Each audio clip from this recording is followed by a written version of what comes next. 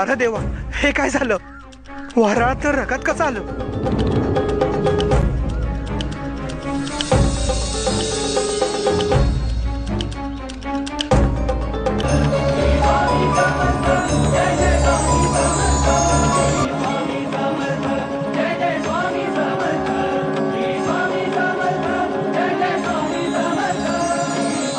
उद्धवा, डोळे उघड उद्धवा. काहीच दिसत नाहीये. पापण्या धोंड्यावानी चढ झाल्यात. सगळीकडे काळोख पसरलाय. तोच तर दूर करायला आलोय आम्ही.